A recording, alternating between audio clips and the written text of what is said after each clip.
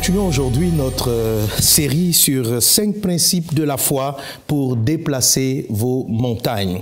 Nous sommes donc en train de parler de la foi et nous allons citer 5 éléments. Avec ces 5 choses, par la grâce de Dieu, vous allez voir que la foi, ce n'est pas une chose qui est compliquée, c'est une chose qui est facile, c'est une chose qui fonctionne. C'est une chose qui est simple. Elle ne fonctionne pas souvent dans la vie de beaucoup de personnes parce qu'on ne la comprend pas. Parce que simplement ce que Dieu a dit en ce qui concerne la foi, nous ne nous saisissons pas de la définition de la foi qui est en Hébreux chapitre 11, verset 1. Or, la foi est une ferme assurance des choses qu'on espère, la démonstration de celles qu'on ne voit pas. Donc, ces 5 principes de la foi sont inclus justement dans cette définition que Dieu nous donne de la foi. Or, la foi est une ferme, la fermeté, assurance. L'assurance, une ferme assurance de ce qu'on espère. L'espérance est un élément. Une démonstration, la démonstration, le 4e élément de ce qu'on ne voit pas. La précédente session, nous avons parlé des choses qu'on ne voit pas, c'est-à-dire du monde invisible. La foi gère le monde invisible. On a dit ceci, développez votre imagination par le Saint-Esprit. Aujourd'hui, je vais parler avec vous de développer votre espérance. Amen. On a beaucoup parlé donc du rêve. Mais rêver, ce n'est pas la foi. Rêver est un ingrédient essentiel dans la foi. Sans imagination, sans rêve, sans que vous libériez vos pensées dans l'imaginaire, la foi ne prendra pas place. Vous devez rêver les choses. Vous devez faire des rêves. Par le Saint-Esprit donne des rêves, il donne des songes selon ce que nous disent les Saintes Écritures dans Actes chapitre 2. Donc, il faut accepter la puissance du rêve. Donc, le rêve, c'est une vision du monde invisible, une vision imaginaire conduite par l'esprit, mais une vision imaginaire des choses qui ne sont pas encore là. Et les choses qui ne sont pas encore visibles, ça peut être des choses virtuelles telles que la paix, la joie, le bonheur. Il y a la paix aussi physique dans une nation. Donc, un pays est troublé, un peuple sous-développé, vous pouvez rêver. Vous autorisez-vous à rêver, ne créez aucune limite à votre rêve. Dieu est celui qui sait comment amener cela à l'existence. Cela n'est pas votre rôle. Amen. Ce n'est pas votre travail. Tout ce qu'on vous demande, c'est de laisser l'Esprit de Dieu faire monter dans votre cœur les rêves. Dis encore avec moi, je rêve. Le 2e élément du principe de la foi, c'est l'espérance. Le 2e principe de la foi, c'est l'espérance. J'utilise cet ordre au lieu d'utiliser l'ordre direct de la phrase de Hébreux 11, 1, parce que cela nous permet de mieux comprendre l'agencement des choses. Lorsque nous allons conclure cet aspect, vous allez comprendre pourquoi la phrase a été agencée de cette façon. Dites avec moi encore l'espérance. Alors, donc vous voyez que le premier point, le premier principe et le second principe ont des aspects similaires. Ils sont relatifs à la pensée. Lorsqu'on parle d'espérance, on parle de la pensée. Amen. On parle de nos pensées. Et la foi est la ferme assurance des choses qu'on espère. L'espérance est une des choses les plus importantes de la marche de la vie chrétienne. La Bible dit, voici 3 choses qui demeurent. La foi, l'espérance et l'amour. Et la plus grande de ces choses, c'est l'amour. Mais n'empêche que l'espérance est présente et l'espérance fait partie des 3 éléments donc les plus importants. Espérer, il faut espérer. Dis avec moi, je dois espérer. L'espérance est très importante. Alors, qu'est-ce que c'est que l'espérance? L'espérance, c'est le fait de souhaiter l'accomplissement d'une chose qui n'est pas encore présente. Amen. Espérer, c'est souhaiter voir manifester quelque chose qui ne l'est pas encore. C'est souhaiter une chose qui n'est pas encore manifestée. Amen. Le rêve, je peux rêver sans espérer.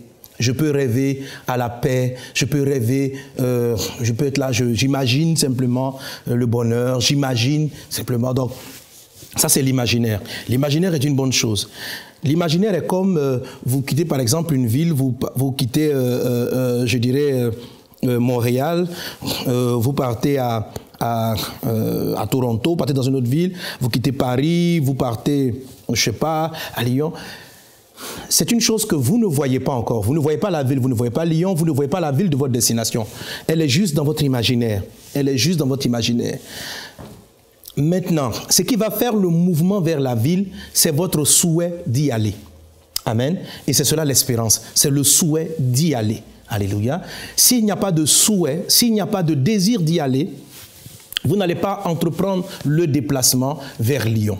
Donc, ce qui va amener le miracle à passer du rêve à la réalité, c'est la notion de l'espérance. C'est toujours un élément de la pensée, mais c'est la notion de l'espérance. Si il n'y a pas d'espérance, si je ne souhaite pas que ce rêve devienne réalité, il ne prendra pas forme. Amen. Je peux rêver à la ville de Marseille, je peux rêver à Paris, mais cela va rester du rêve.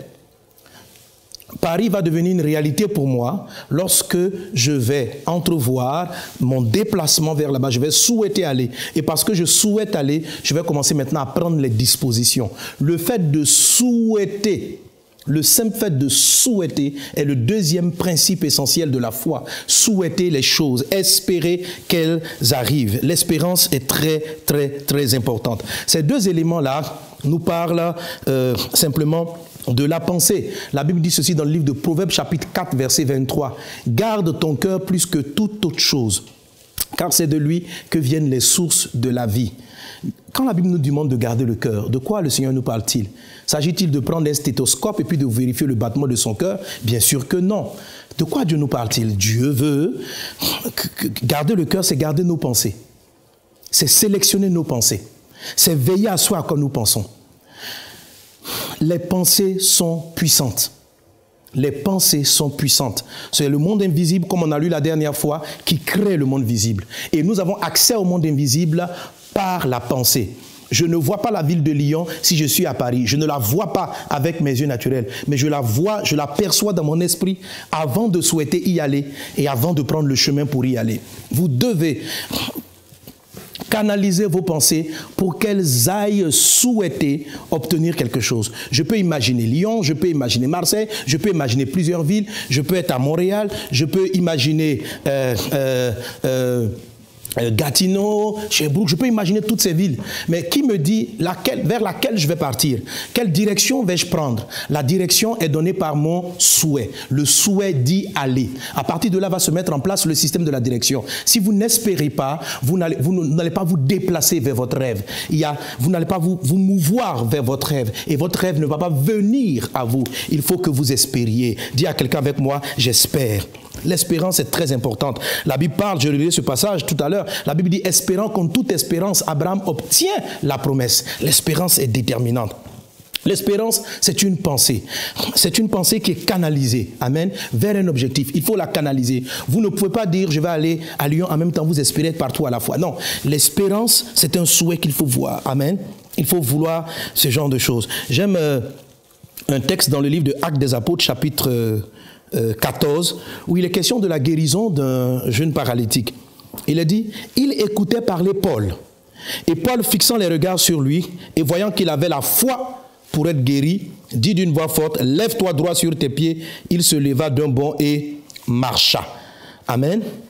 La Bible dit que l'apôtre Paul a vu que ce jeune homme, ce monsieur, il a vu dans ses yeux qu'il avait la foi pour être guéri. Dites-moi, comment est-ce qu'on peut voir dans les yeux d'une personne la foi pour être guéri?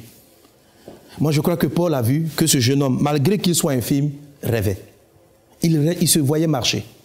Il se voyait marcher. Vous voyez, comment ça se fait qu'un paralytique, vous allez me dire que tous les paralytiques souhaitent marcher. Ok, tous les paralytiques souhaitent marcher. Tout aveugle souhaite voir. Tout malade souhaite être guéri. Mais leur souhait n'est pas la foi. La première des choses, c'est ce que je vous ai expliqué la dernière fois. Ils rêvent.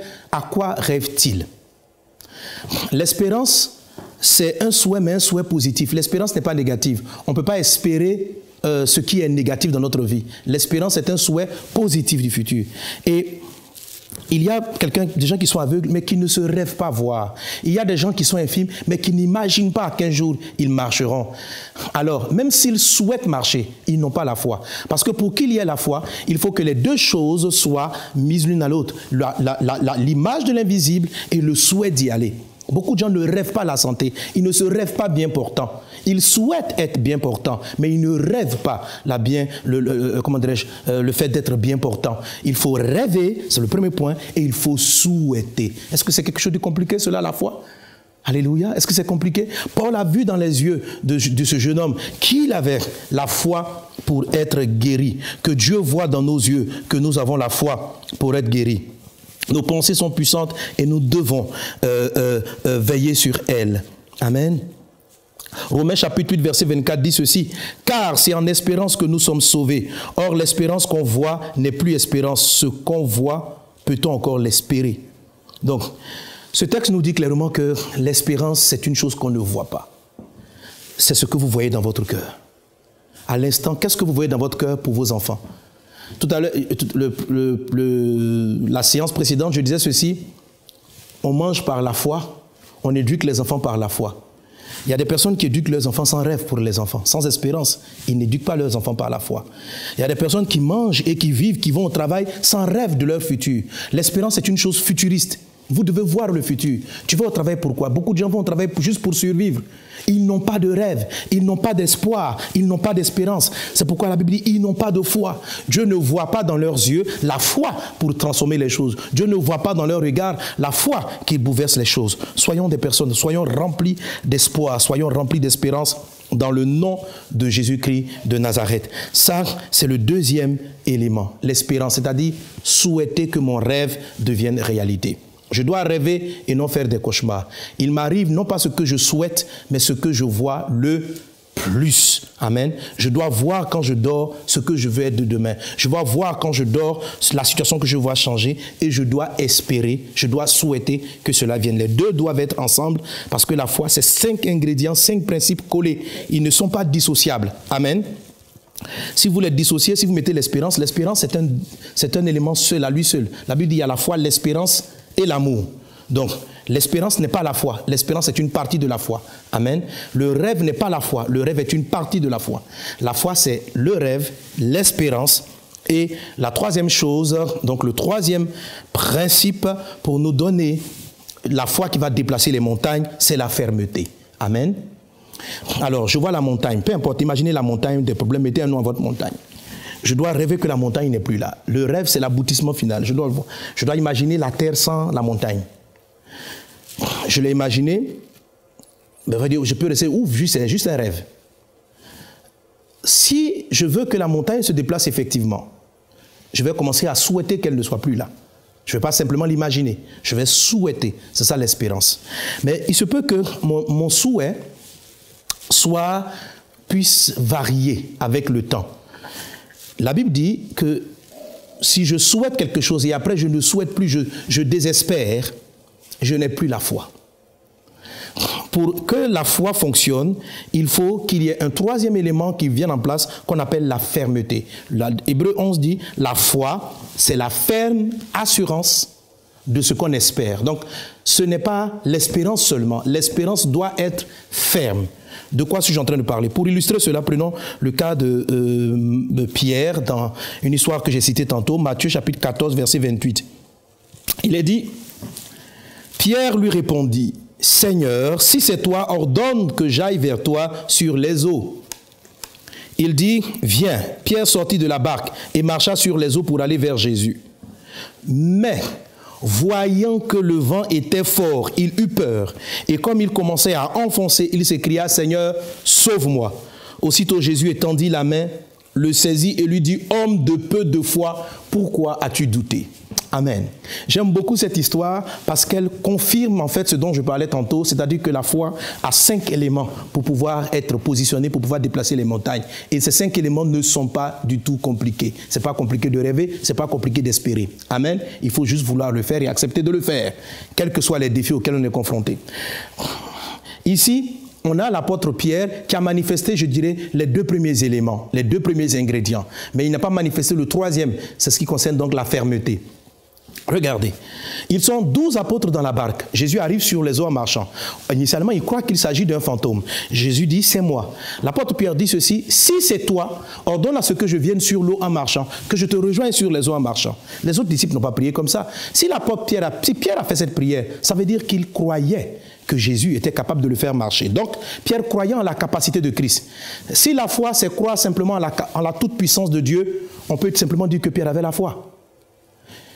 Les autres disciples n'ont même pas tenté Jésus, ne lui ont même pas posé la question. Pierre savait que Jésus était capable de le faire marcher sur l'eau. Amen. Donc, il a imaginé qu'il pouvait marcher sur les eaux. Donc, le principe de l'imagination est respecté. Il a souhaité marcher sur l'eau. Parce que croire que Dieu est capable de tout, les disciples le peuvent. Ils le croyaient, ils le savaient. Mais la différence entre eux et Pierre, c'est qu'eux, ils n'ont pas souhaité. Ils n'ont pas espéré. Pierre va manifester son espérance.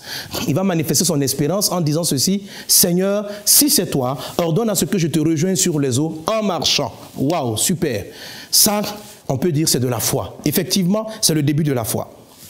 Jésus exauce Pierre. Jésus lui répond favorablement. Il dit oui. Mais est-ce que Pierre a fini par atteindre Jésus? Non. Donc, on peut souhaiter une chose, on peut demander une chose. Dieu même peut dire oui, je te donne. Mais la chose n'arrive pas à son terme. Pourquoi? Parce que le troisième ingrédient de la foi peut faire défaut. Ce qui s'est passé, donc, Jésus dit à Pierre, viens. Pierre enjambe la barque. Donc, sur la parole de Jésus, Pierre s'est avancé. Tout le monde appelle ça la foi. Se jeter dans la mer, marcher sur les eaux, avoir l'audace même de franchir la barque pendant que la tempête est en train de souffler, il faut de l'audace, il faut du courage. Pierre descend et il commence à marcher vers Jésus. L'exploit a lieu. Il marche vers Jésus, il marche vers Jésus, il marche vers Jésus. Et le texte dit, Jésus a dit, vous savez que Jésus a dit après, pourquoi tu as douté? À quel moment a-t-il douté? Le texte dit, voyant que le vent était fort, il eut peur. Vous savez, depuis qu'ils étaient dans la barque, le vent était déjà fort. Mais c'est comme si Pierre, voyant Jésus, avait focalisé sa pensée sur Christ. Et il a fait les demandes. Il avait oublié la force du vent, parce que la tempête soufflait déjà. Il a commencé à avancer sur les eaux vers Jésus, et sans se soucier du vent. Et puis subitement, il a réalisé que le vent était fort. Au lieu que ses pensées restent focalisées sur Christ, ses pensées se sont défocalisées de Jésus et elles ont commencé à observer la force et la puissance du vent. Le texte dit, voyant que le vent était fort, il eut peur. La peur est venue en Pierre parce qu'il a vu le vent, parce qu'il a observé le vent. Qu'est-ce qui s'est passé? Pierre n'a pas gardé ses pensées focalisées sur Jésus. Au lieu de continuer à penser à son rêve, au lieu de continuer à penser à son espérance, il s'est mis à penser au vent. C'est pas qu'il a manqué d'espérance, il a manqué de fermeté dans son rêve. Il a manqué de fermeté dans son espérance. Son espérance n'a pas été ferme, il a défocalisé. C'est très souvent ce qui arrive à beaucoup de gens. On rêve à des choses, on se dit que Dieu va nous faire des exploits. Nous allons déplacer des montagnes par la puissance de Dieu. Et puis en cours de route, on se rend compte que la vie s'oppose. On se rend compte que le vent est fort et on n'est plus de peur. Au lieu de continuer à rêver, on commence à penser aux problèmes de la vie. Waouh! Jésus te dit, par toi, je bâtirai une grande église. Je vais bâtir un grand studio. Tu vas faire une télé qui va gagner le monde entier à Jésus. Oh, merci Jésus. Je rêve ma télévision. Alléluia. Je souhaite la voir. Alléluia. Et puis je commence à aller je commence à poser les pas pour ma foi. Et puis en cours de route, on dit crise financière qui frappe le pays. Difficulté à faire ceci. On m'explique un ensemble de difficultés. Au lieu de garder mes pensées focalisées sur mon rêve, ce que Dieu a dit, il est puissant pour l'accomplir, je commence à plus méditer ce que je ne veux pas. Je commence à voir, ah mais c'est vrai, il n'y a plus d'argent ici, il y a une crise financière qui est là. Je commence à observer les problèmes au lieu d'observer mon rêve. Ne défocalisez jamais vos regards de ce que Dieu vous a dit. Il faut juste garder cela. Parce que Pierre a commencé à observer les problèmes. Et c'est très souvent le problème des gens. On regarde ce que les copines nous disent, ce que les copains racontent, ce que chacun dit, ce que chacun fait. Et on commence à être rempli de peur nous-mêmes. On commence à se dire, waouh, est-ce que cela va arriver? Et lorsqu'on agit ainsi, on s'enfonce. On met du retard dans l'accomplissement de nos promesses. On met du retard dans l'accomplissement de nos promesses. La Bible dit quoi d'Abraham? Qu'est-ce qui a fait qu'Abraham a obtenu la promesse? La Bible dit ceci dans le livre de Romains. Abraham, espérant contre toute espérance, amen, espérant contre toute espérance, il obtient la promesse. Espérant contre toute espérance. C'est super.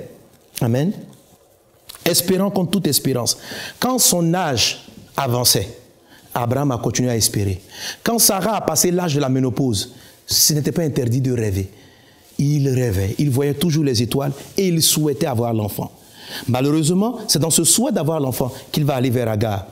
Mais il souhaitait toujours que les circonstances n'arrêtent pas vos rêves, que les circonstances ne vous fassent pas revoir vos rêves. Non, en disant peut-être que ce n'est pas ce que Dieu voulait faire. Mon âge est trop avancé. Abraham a espéré contre toute espérance. L'expression « espérant contre toute espérance » traduit la notion de la fermeté dans la foi. Donc je peux espérer, mais si mon espérance n'est pas ferme, ce n'est pas la foi. Alléluia. Quelqu'un donne un bon amen à Jésus. Amen. Nous voulons espérer et nous voulons espérer fermement. Ce que je dis, ça a l'air facile à exprimer, mais dans la vie pratique, ce n'est pas aussi évident.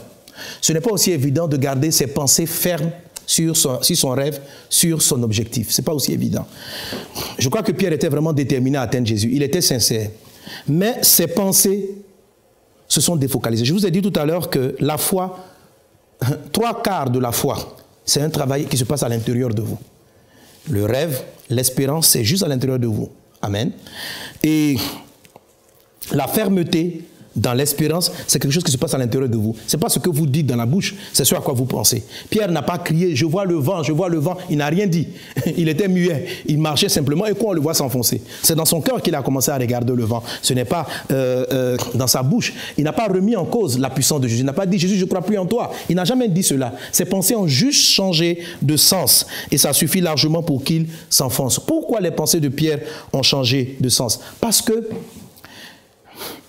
la conscience de Pierre, les expériences de Pierre, le moi de Pierre ou l'âme de Pierre, la personne de Pierre a ramené cette expérience pour dire quand le vent est fort, on peut mourir.